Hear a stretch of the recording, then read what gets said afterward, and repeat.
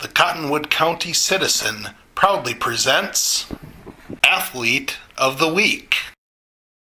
Since 1922, Fairland Management Company has provided farm management, real estate sales, consulting, and accounting services to a 7-county area in southwest Minnesota.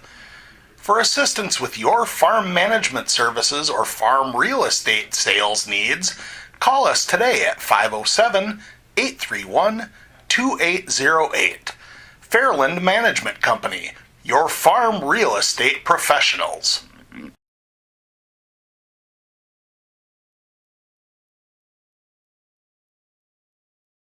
I'm joined right now by Wyndham Jr. Drew Rothenberger, our Athlete of the Week this week. Congratulations, Drew. Thank you. Let's go back to Friday's game against JCC, and you don't need a whole lot of hype to get up for a game against JCC. Just a natural rivalry. Everybody on both teams takes that game pretty seriously, and Friday you guys really took charge right off the bat. Yeah, we really wanted to beat them twice, and we 10-1 them twice. Just went for us. Offensively for you guys on Friday, it was a case of you really made them pay when they made mistakes. That's something that has been a little up and down for you guys this year. It was more so the case last year. How do you get into the mentality of making a team pay for mistakes? We want to maximize their mistakes and take what we can get from them. If we put the ball in play, then good things will happen for us, and that's what we're trying to do. And on Friday, uber aggressive on the base paths, which I know is something Coach Fink has preached since the day that he came here. Yeah. Was we want to create havoc on the bases. Yeah. Havoc is what happened on Friday. Tell me about just the mindset of aggression on the bases. We want to steal everything, and if we get out a few times, whatever. If we can get there most of the time, then it's good for us. Offensively, this as a whole this season, though, it's been a little bit up and down. But I think the 2 games against JCC really showed that you guys are starting to turn a corner a little bit.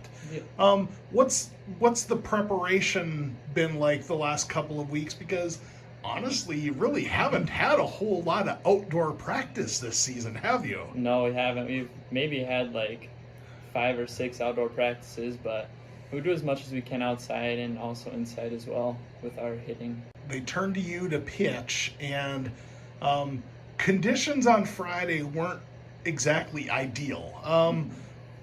It was a little bit, little drizzly, I don't think it was raining a whole lot during the game, but it had rained all night on Thursday.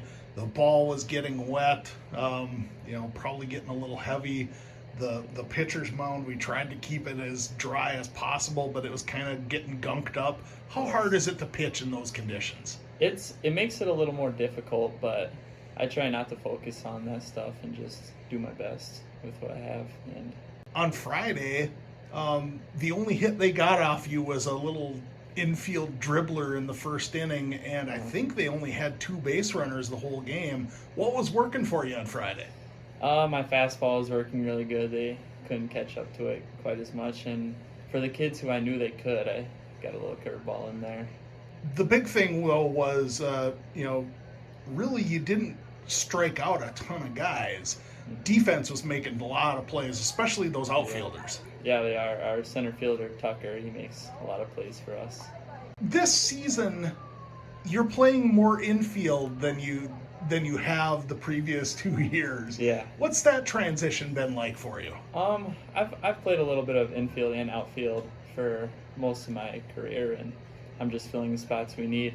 But offensively, there's no question that really the team kind of looks to you as the guy to get the job done at the plate.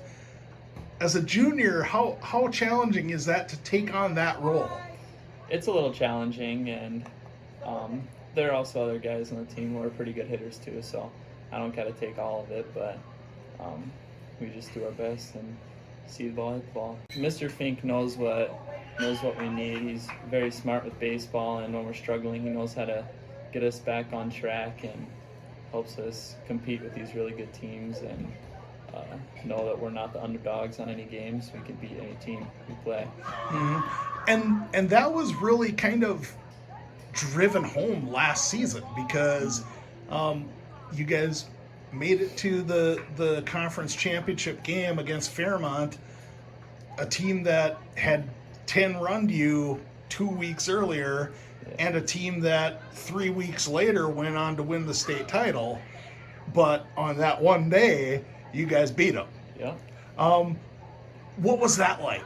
It was amazing. One of the best days of my life. We played a heck of a game and felt very good to win it. Looking ahead for you guys are starting to head towards the end of the season. Mm-hmm. You've got a big doubleheader on Thursday with you got Laverne and in the opening game and a conference game, and then you've got Red Rock Central in a makeup game after that. Mm-hmm. And then it's kind of wait and see. You do go up to Marshall next week, but it's a non-division game, and then into the playoffs you go. At this point, there's a lot of up in the air as far as the playoffs are concerned. Mm-hmm. These, especially Thursday's games, are going to be pretty critical. Yeah, we'll need the one against Laverne. They beat us earlier in the season. It was kind of a close game, and I know we can beat them, so we need to play a good game against them. Hitting my first home run against Lake Crystal last year. Our baseball team is listening to a lot of Taylor Swift. Laverne now. Pretty fun. I like to fish and hunt and sometimes play video games. Well, that should be all we need. Congratulations on a couple of big wins last week. Thank you. Best of luck the rest of the way. Thanks for joining us. Thank you.